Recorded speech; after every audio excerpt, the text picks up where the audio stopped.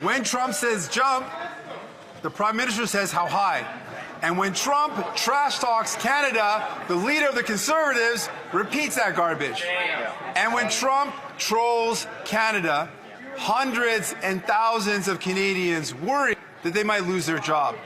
Why won't the Prime Minister fight back and protect Canadian jobs? Hear, hear.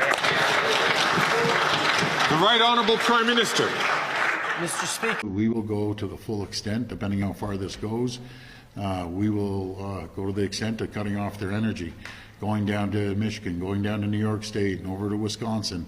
I don't want this to happen, but my number one job is to protect Ontarians and Canadians as a whole. This is coming. It's not if it is, it's coming. And it's coming January 20th or 21st. And we need to be prepared. We need to stand as a country. We need to stand united as Canadians and work hand in hand and shoulder to shoulder with our colleagues across the country, and we're ready to do it. By the distortions that are coming out of Mar-a-Lago and Donald Trump. Primarily his falsehood that Canada is this fentanyl trafficking system causing deaths in the United States, and that what he's put on the table is the threat of a 25% tariff that would cause economic havoc to families and workers and businesses across Canada. There was a time when parliamentarians would have stood up for Canada and responded to these falsehoods.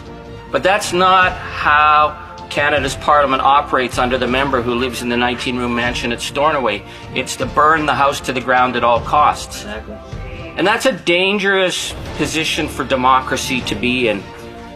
I'd like to start just by, we have the world's longest undefended border. And other than 1812 when they attacked us and tried to take us over, we've maintained that border. And we've maintained good-natured relations. But we haven't gone along with the Americans when they've tried to bully us. We haven't embraced their wide open and dangerous death cult gun culture. Even though many, many, many Canadians are registered gun owners, we accept the principle of having responsible gun ownership as opposed to the reckless guns that are killing people across the United States. That health care should belong to those who have money. Exactly. We took a different tact, even when we were being undermined as being communists and socialists at the time.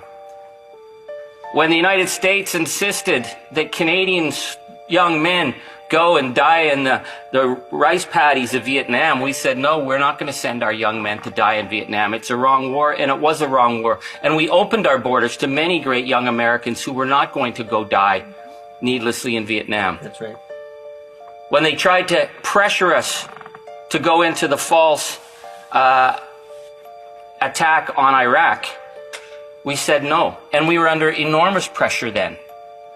And in the 1980s, when Ronald Reagan was launching horrific violence in Latin America, in El Salvador and Guatemala, and then they were deporting thousands of people out of the United States who were trying to escape the genocide that was happening in the hills of Guatemala, they put enormous pressure on us to close our border because people who could not go back to the death squads in El Salvador and Guatemala were trying to cross the border at Buffalo to get into Canada to be safe. And at that time, Brian Mulroney said, we have to have the same border principles as the United States. And Canadians stood up and said, no, those are not our values. And we pushed that back because we could not send people back to the death squads. So yes, they are our neighbors, but we have stood up to them. We're in a different situation with Donald Trump, a convicted predator, who's seriously undermining the democratic process in the United States, and he thinks he can just push us around. Exactly. He insults us. Yeah. The Conservatives seem to like it because he's insulting our Prime Minister, but he's not really insulting the Prime Minister. He's insulting Canadians, calling us the 51st state. That's right, exactly. Once there was a Canada that had a flag that didn't need to be waved.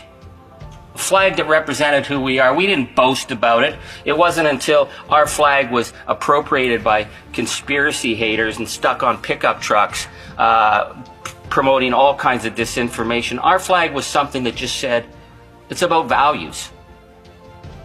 And it's something that we all understood. We didn't have to brag about. We didn't have to brag about that when we were a country of 11 million people and the Americans were saying, oh, we don't want to go to war. On the very first day Hitler invaded Poland, 11 million Canadians stood up and created the 4th largest air force in the world, the 4th largest navy in the world. We sent our young people all across the world to defend the notion of freedom and parliamentary democracy. And we paid an enormous price. And we came back and we didn't wave the flag then. We just came back and did what we did because we were Canadians. But here we are with this falsehood being perpetrated by the member who lives in Stornoway, that whatever Donald Trump says, he will use to burn the house down to the Prime Minister. So he's using this falsehood on fentanyl, which is an absolute falsehood. I have the Drug Enforcement Agency unclassified reports on fentanyl. Fentanyl, they write about China. They write about India. They write about Mexico. Fentanyl's not the issue, but the Conservatives will use that falsehood, threatening a 25% tariff. You can bet that these dumbed-down speeches claiming that Canada's a broken border and a fentanyl trafficking area is going to be used on every right-wing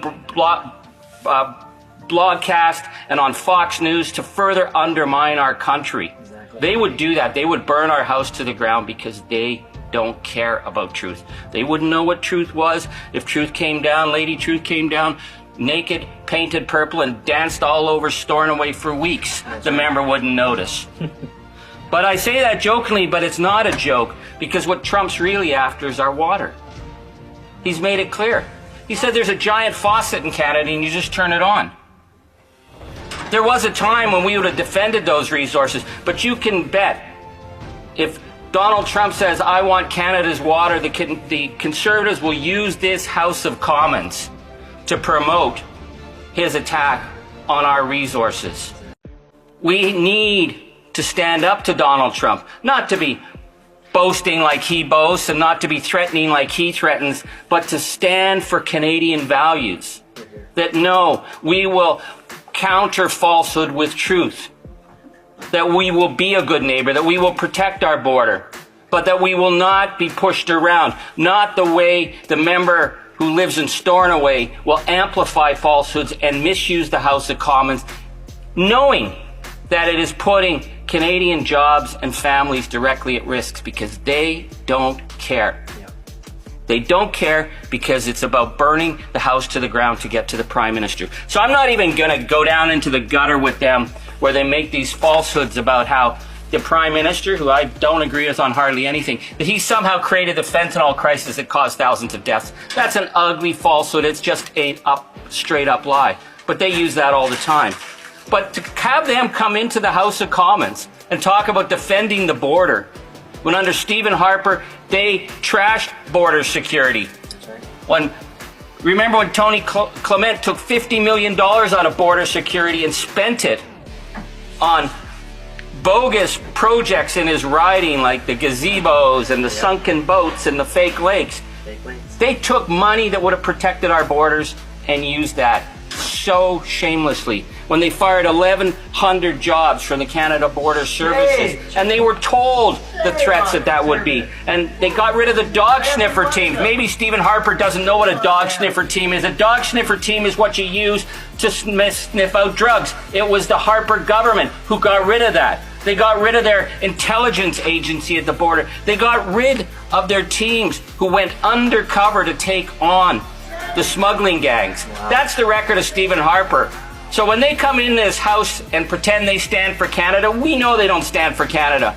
When they come in this house and say they'll stand up on the world stage, we know that they supported Putin and undermining the votes for Ukraine. Yeah. And when they say they'll defend the border, they're only defending the interests of Donald Trump, and they would sell us down the river, but not on my watch, not on our watch, not ever. We will stand up for Canada. Hear, hear.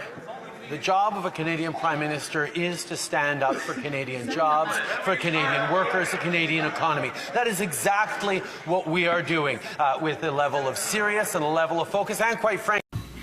Now, it shouldn't be that way. It wasn't supposed to be that way. We were supposed to be on a steady, if difficult sometimes, march towards progress. And yet, just a few weeks ago, the United States voted for a second time to not elect its first woman president. Everywhere, women's rights and women's progress is under attack, overtly and subtly. But I want you to know that I am, and always will be, a proud feminist. You will always have an ally in me and in my government.